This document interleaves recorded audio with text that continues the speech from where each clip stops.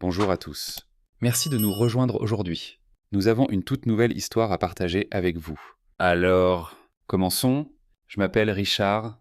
Lorsque mon beau-père m'a licencié et que ma femme m'a abandonné, ils n'avaient aucune idée de ce qui allait suivre. Ils pensaient de pouvoir ruiner ma vie et s'en tirer sans conséquence. Mais ce n'est pas ce qui s'est passé. Vous allez tout entendre depuis le début, depuis le calme avant la tempête. Et quand nous aurons fini, vous comprendrez exactement pourquoi je n'ai pas haussé la voix. Je n'en avais pas besoin. Avant que tout ne dérape, je travaillais déjà pour mon beau-père bien avant de croiser le chemin de sa fille, Viviane. À l'époque, tout allait bien. J'avais été embauché dans son entreprise en tant que responsable de la stratégie créative, ce qui signifiait que je dirigeais l'équipe chargée de concevoir de nouvelles idées et de les transformer en plans exploitables par le marketing et la recherche. J'étais responsable de façonner l'avenir de l'entreprise, en mêlant imagination et données, aidant les différents départements à travailler ensemble pour créer quelque chose d'innovant. Les gens respectaient mon travail, mes stratégies étaient remarquées, et mon nom avait du poids dans les réunions. À l'époque, je n'avais aucune idée à quel point tout cela serait éphémère. Un soir, l'équipe d'idéation a été invitée à un dîner de remerciement chez le PDG. C'était censé être simple, quelques heures, de la bonne nourriture, peut-être une conversation légère, mais cette nuit-là a tout changé. C'est là que j'ai rencontré Vivian pour la première fois. Elle n'était pas seulement belle, elle avait une présence, une confiance qui se démarquait. Elle ne me traitait pas comme un simple employé. Elle écoutait, posait des questions, et la connexion entre nous semblait plus ancienne qu'elle ne l'était réellement. Mais bien sûr, ça n'allait pas être si simple. Pas dans son monde. Son père avait d'autres plans. Il avait déjà choisi quelqu'un de leur classe sociale, quelqu'un avec un nom de famille qui renforcerait le sien, quelqu'un qu'il jugeait plus approprié. Je n'étais pas ce type, car je venais d'un milieu différent. Cela ne lui suffisait pas, et je comprenais, je ne suis pas du genre à m'imposer là où je ne suis pas désiré. Alors, j'ai dit la vérité à Vivian. Je m'éloignerais si notre mariage devait causer une rupture dans sa famille ou ruiner sa relation avec son père. J'étais prêt à me retirer, mais Vivian ne l'était pas. Elle m'a regardé droit dans les yeux et m'a dit qu'elle ne vivrait pas une vie dictée par les choix de son père. Elle m'aimait et n'allait renoncer à moi pour personne. Son père, bien que froid et autoritaire, n'était pas stupide. Il savait que pousser trop fort pourrait briser le lien qu'il avait avec elle, à contre-cœur. Il allait accepter, non pas parce qu'il m'approuvait soudainement, mais parce qu'il craignait de perdre sa fille unique. Nous nous sommes mariés. Le mariage était spectaculaire, avec une liste d'invités digne d'un gala du Fortune 500, des politiciens, des leaders de l'industrie et des figures médiatiques étaient présents. Mon beau-père jouait l'hôte attentionné, mais je sentais que son approbation n'atteignait pas ses yeux. Il m'a serré la main comme une formalité, pas comme un geste de chaleur. Avec le temps, cette froideur ne s'est pas adoucie. Au contraire, elle s'est durcie. Après la phase de lune de miel et l'effervescence de l'événement, j'ai commencé à voir les fissures plus clairement. Je n'étais plus le marié, juste le type qui avait épousé leur famille, toléré, mais pas accepté. Il ne le disait jamais directement. Personne ne le fait dans ce genre de famille. Il souriait devant les invités, mais quand nous étions seuls, j'étais invisible. Et alors que les choses se refroidissaient à la maison, elles commençaient à s'échauffer au travail, et pas de la bonne manière. Mon beau-père m'a gardé dans l'entreprise, mais j'ai vite réalisé que je marchais dans un piège, quelques tâches supplémentaires par-ci par-là. Des délais plus courts qui n'avaient pas vraiment de sens, des responsabilités qui dépassaient mon rôle. Au début, je pensais que c'était juste de la pression. Peut-être voulait-il tester ma résilience. Mais en public, lors des réunions, il critiquait mes stratégies devant tout le monde. Cadres, stagiaires, clients. Il disséquait mes idées comme un professeur d'université déchirant un essai mal écrit. Même lorsque ces mêmes idées avaient auparavant donné des résultats solides pour l'entreprise. Ce n'était plus juste de la pression. C'était une tentative délibérée de me briser, mais je ne me plaignais pas. À la maison, Viviane était proche de son père. Et je ne voulais pas être celui qui creuserait un fossé entre eux. Je me disais que si je tenais bon et faisais mes preuves, les choses parleraient d'elles-mêmes. Alors, je suis resté silencieux et j'ai continué à avancer. J'ai travaillé plus longtemps, peaufiné chaque présentation, affiné chaque campagne, et je restais 2 longueurs d'avance sur chaque projet. Les résultats étaient là. Voilà. Des campagnes qui dépassaient peut-être les projections. Des concepts qui attiraient de nouveaux partenariats, des innovations qui faisaient gagner du temps et de l'argent à l'entreprise, mais rien de tout cela n'importait. Quand nous gagnions, le mérite revenait à l'équipe. Quand quelque chose réussissait, c'était un effort collectif. Mais quand quelque chose allait mal, même légèrement, ça me retombait toujours dessus. Au fil des années, j'ai commencé à voir le schéma. Ce n'était pas une question de performance, mais de perception. J'étais isolé, mis à l'écart. Et lentement discrédité devant les gens que je dirigeais autrefois. Ce n'était pas une question de savoir si j'étais bon dans mon travail, mais de s'assurer que personne d'autre ne le croyait. Au début, Viviane était tout ce que je désirais, chaleureuse, drôle, et résolument de mon côté, mais avec le temps, j'ai commencé à remarquer des changements en elle. Une nuit, pendant une dispute, elle m'a regardé et m'a dit « Ah, peut-être que tu ne me valorises pas ». Je me souviens de la façon dont elle l'a dit, comme si elle avait déjà pris sa décision et ne faisait que m'informer. Je la valorisais. Mais j'ai aussi réalisé que j'avais été tellement absorbé par le travail, surtout avec tout ce que son père me faisait subir, que je n'avais pas été aussi présent que j'aurais dû l'être. Au lieu de se rapprocher, elle s'est éloignée. Même quand je faisais des efforts pour passer du temps avec elle, elle disait qu'elle avait un événement ou quelque chose à faire. Elle a commencé à s'habiller différemment. Son monde tournait autour des événements mondains et des gens dont elle ne s'était jamais souciée auparavant. C'était comme si elle essayait de devenir quelqu'un de nouveau, quelqu'un qui correspondait mieux à la vie que son père avait toujours voulu pour elle. J'avais l'impression qu'elle était tirée, ou pire, poussée. Je ne pouvais pas me défaire du sentiment que son père était derrière tout ça.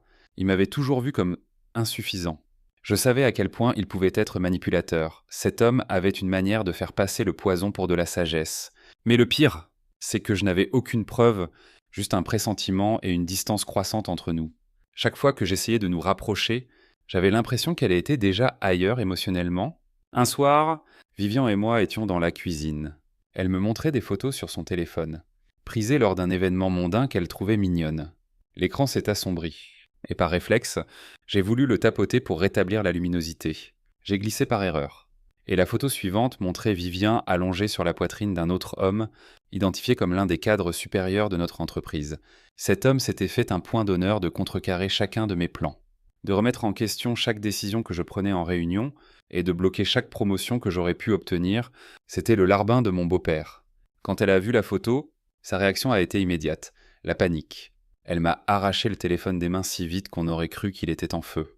Avant même que je puisse dire un mot, elle était déjà debout, quittant la pièce en trombe, comme si c'était moi qui avais fait quelque chose de mal. Je l'ai suivie, bien sûr. Je lui ai demandé ce que je venais de voir. J'avais besoin de réponses. Mais tout ce que j'ai eu, c'était de la diversion. Elle s'est mise sur la défensive, disant que j'imaginais des choses, que j'avais dû tomber sur une vieille photo qu'elle avait enregistrée par erreur, que je sautais toujours aux conclusions. Le pire, c'est qu'elle a refusé de me montrer le téléphone à nouveau, le gardant verrouillé. Je suis resté là, me sentant traité comme un fou pour avoir réagi à la vérité qui était sous mes yeux. Cette nuit-là a tout changé, pas seulement dans mon mariage, mais dans ma compréhension de ce qui se passait au travail. Le cadre sur cette photo était le même qui menait une attaque silencieuse contre ma réputation dans l'entreprise. Soudain, tout s'est mis en place. Les approbations bloquées. Les rumeurs mystérieuses, les efforts subtils pour me faire passer pour quelqu'un qui perdait le contact avec l'équipe. Ils ne sabotaient pas seulement mon travail. Y coucher avec ma femme tout en le faisant, je n'ai rien dit à personne. Je me suis simplement déconnecté parce que je savais ce qui allait arriver et je savais que je devais m'y préparer seul. À partir de ce moment, j'ai commencé à sauvegarder chaque projet auquel j'étais impliqué. Chaque innovation, chaque stratégie que j'avais contribué à créer, j'ai tout sauvegardé dans des dossiers cryptés et sur des disques externes auxquels personne d'autre que moi n'avait accès. Et puis, j'ai arrêté de donner le meilleur de moi-même. J'ai cessé de mettre mes travaux les plus précieux sur papier. S'ils allaient me faire tomber, ils n'allaient pas emporter mon esprit avec eux. Et bien sûr, peu de temps après, le couperet est tombé. Une campagne majeure que je dirigeais a soudainement fuité, des fichiers confidentiels, des plans, des rapports stratégiques ont été divulgués à la presse. La réaction a été immédiate. Des clients furieux, des partenaires embarrassés, et tous les doigts pointés sur moi. Ils croyaient que c'était ma responsabilité, que j'avais échoué, que j'avais été négligent, mais ce n'était pas le cas. Je savais exactement ce que je faisais. Le sabotage venait de l'intérieur. J'en étais sûr, mais personne ne m'a défendu. Pas une seule personne dans cette salle ne m'a soutenu. Une semaine plus tard, je suis entré dans le bureau, pensant que j'allais à un simple entretien de performance. Mais dès que j'ai mis les pieds dans la salle de réunion et vu qui était assis, j'ai su que quelque chose n'allait pas. Les ressources humaines étaient là. Mon beau-père était là. Le cadre avec qui ma femme avait une liaison était assis à côté d'eux. et un avocat que je n'avais jamais vu auparavant. Ils n'ont pas perdu de temps en bavardage. Le chef des ressources humaines a ouvert un dossier et a dit que je n'avais pas répondu aux attentes. J'ai essayé de comprendre les mots, pensant que c'était peut-être un coup monté. Mais c'est devenu sérieux quand ils ont dit, à effet immédiat, vous êtes licencié. Je suis resté là, à les regarder et je n'ai rien dit. À quoi bon Ils m'ont remis un package de départ. J'avais consacré des années à cette entreprise. J'avais donné des idées, des solutions et des nuits blanches, encore sous le choc. Je suis sorti de cette salle et j'ai appelé Vivian, ma femme, pour l'informer de ce que son père avait fait. Elle n'a pas répondu, pas une seule fois. J'ai rappelé, directement sur messagerie. J'ai envoyé un message, rien. En rentrant à la maison, quand j'ai ouvert la porte d'entrée, j'ai remarqué que quelque chose n'allait pas. Mes cartons étaient empilés près de l'entrée, mes vêtements pliés comme s'ils étaient rendus après une location à long terme, mes chaussures alignées, comme si j'étais poliment expulsé de ma propre vie. Vivian se tenait dans le couloir, les bras croisés, sans émotion sur le visage. Elle ne m'a même pas laissé le temps de demander ce qui se passait. Elle a juste dit « Il est temps de repartir de zéro ». Puis elle m'a tendu une brochure pour des refuges pour sans-abri. J'ai baissé les yeux dessus, puis l'ai regardé, et essayant de comprendre si c'était une sorte de blague cruelle, j'avais l'impression d'être un étranger qu'elle avait enfin réussi à éliminer. Elle pouvait faire ça parce que la maison où nous vivions nous avait été offerte par son père, et elle appartenait techniquement à l'entreprise, ce qui signifiait que maintenant que j'étais hors de l'entreprise, j'étais aussi hors de la maison. Je n'ai rien dit, pas parce que je n'avais rien à dire, mais parce que je savais à ce moment-là que rien de ce que je dirais n'aurait d'importance. Alors, j'ai pris mes affaires, je suis sorti de la maison que j'appelais autrefois chez moi, et j'ai tout laissé derrière moi. Je pensais honnêtement que c'était fini pour moi. Oui, je savais que les choses allaient mal, mais je ne m'attendais pas à tout ça d'un coup. Comment rebondir quand vous perdez votre travail, votre femme et votre réputation en un seul coup? J'étais au plus bas, sans mentir. Mais quelque chose d'intéressant a commencé à se produire. Quelques jours après que la nouvelle s'est répandue, discrètement, j'ai commencé à recevoir des appels. Ils venaient de responsables de recrutement et de cadres de sociétés concurrentes, des gens qui avaient entendu ce qui s'était passé. Ils ne croyaient pas à la version officielle. Certains avaient travaillé avec moi auparavant, d'autres avaient vu l'impact de mon travail de l'extérieur. Ils savaient de quoi j'étais capable, et maintenant que j'étais soudainement disponible, elles y voulaient en profiter. Mais il y avait un problème, du moins c'est ce que mon ancienne entreprise pensait. Mon contrat de licenciement incluait une clause stricte. Je ne pouvais pas travailler pour une entreprise du même secteur. Pas de conseil, pas d'emploi, rien. Ils voulaient que m'enfermer, me geler complètement. Je me souviens avoir lu ce document et pensé « Oui, ils sont malins, mais pas plus malins que moi. » Parce qu'ils avaient oublié une chose, ils n'ont jamais dit que je ne pouvais pas vendre ce que je savais. Ils pensaient que, comme j'étais parti, je n'aurais accès à rien de précieux. Ce qu'ils n'ont pas réalisé, c'est que la vraie valeur n'était pas dans leurs locaux ou leurs fichiers, mais en moi. J'avais gardé les plans de chaque concept majeur sur lequel j'avais travaillé.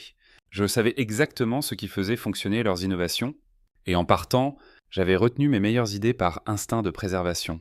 Je n'allais pas tout leur donner alors qu'ils étaient occupés à me poignarder dans le dos, bientôt. La panique a commencé à s'installer là-bas, je pouvais le sentir. Des gens de mon ancienne équipe ont commencé à me contacter, d'abord de manière décontractée, demandant comment j'allais, puis orientant lentement la conversation vers le travail. « Mec, tu te souviens de ce modèle de projection que tu nous avais montré le trimestre dernier? On a essayé de le recréer. Ou encore, t'as toujours ce brouillon du système de campagne adaptative. Ils n'étaient pas subtils. Je voyais clair dans leur jeu. Ils étaient désespérés parce que le nouveau type qu'ils avaient embauché n'avait aucune idée de ce qu'il faisait. Et sans mon travail de base, ils se débattaient pour empêcher la maison de cartes de s'effondrer. Puis il était venu le tournant décisif. Une entreprise multinationale basée aux Pays-Bas, avec des opérations aux États-Unis, m'a contacté par l'intermédiaire d'un tiers. Ils savaient ce qui s'était passé. Les accords de confidentialité ou les petites politiques ne les intéressaient pas. Ce qui les intéressait, c'était ce que je pouvais apporter à la table, et je leur ai tout présenté, je leur ai vendu le cadre exact. Les systèmes stratégiques et les pipelines créatifs qui avaient fait le succès de l'entreprise de mon ex-beau-père, les mêmes éléments qui avaient alimenté leur avantage en matière d'innovation pendant des années, mais maintenant, je les avais encore améliorés. Dès qu'ils ont déployé ces systèmes, c'était comme regarder une vague déferlante frapper le marché. Ils n'ont pas seulement concurrencé, ils ont écrasé la concurrence. En quelques mois, leur part de marché a doublé, puis triplé. Mon ancienne entreprise ne pouvait pas suivre, ils perdaient des clients, leur avantage disparaissait. Leurs secrets étaient désormais modernisés comme les armes de quelqu'un d'autre. Au moment où l'argent a commencé à affluer, je m'étais déjà détaché de tout ce qui me pesait auparavant. L'entreprise qui avait acheté les idées que j'avais retenues m'a payé des millions. J'ai commencé à vivre librement, passant d'une ville à l'autre, comme Amsterdam, Tokyo et le Cap. Je n'avais plus de vraie maison, car le monde entier était devenu ma maison. Pour la première fois depuis longtemps, je ne me réveillais pas sous la pression des délais ou avec ce sentiment constant d'être observé, évalué et jugé, plus de femmes me faisant la tête, plus de beaux-pères me sapant dans les réunions, plus d'ennemis masqués prétendant être des collègues. Juste moi. La paix. Et beaucoup de liberté, mais alors que je trouvais la paix, leur monde s'effondrait. La panique a commencé à transparaître à travers leur façade polie. D'abord, quelques emails, avec un ton poli, faussement amical. Nous aimerions discuter d'une possible collaboration. Puis sont venues les excuses. Repartons de zéro. Les malentendus arrivent. Ensuite, le ton est devenu désespéré. S'il te plaît, Richard, l'entreprise a besoin de toi.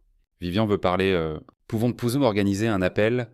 Un message avait même l'audace de dire « Nous avions tort. Mais tu devrais comprendre, ce n'était jamais personnel. C'est drôle comme les gens se souviennent de votre valeur quand votre absence commence à leur coûter cher. Ma boîte de réception est devenue un musée du regret. Je n'ai jamais répondu, je n'avais pas besoin de le faire. Et maintenant, de l'autre côté de tout ça, j'ai compris quelque chose. D'abord, une loyauté sans limite vous brûlera. J'ai trop donné sans me demander si cela était reçu avec respect. Ensuite, ne laissez jamais les gens vous culpabiliser pour ignorer vos instincts. Je savais que quelque chose n'allait pas, et je suis resté silencieux pour maintenir la paix. Ce silence a failli me détruire. Troisièmement, protégez votre valeur. Tout ce que vous savez n'a pas besoin d'être partagé avec des gens qui ne l'apprécient pas. Gardez quelque chose pour vous. Et enfin, la vengeance n'est pas toujours bruyante. Parfois, c'est juste vous qui gagnez discrètement pendant qu'ils restent dans le désordre qu'ils ont créé. Je vous pose la question. Si vous étiez à ma place, que auriez-vous fait? Serez-vous retourné en arrière? Essayez de réparer les choses, ou auriez-vous fait ce que j'ai fait? Partir et construire quelque chose de plus grand en silence. Parce que voici la vérité. Il pensait qu'il me détruisait. Il ne faisait que me forcer à passer au niveau supérieur.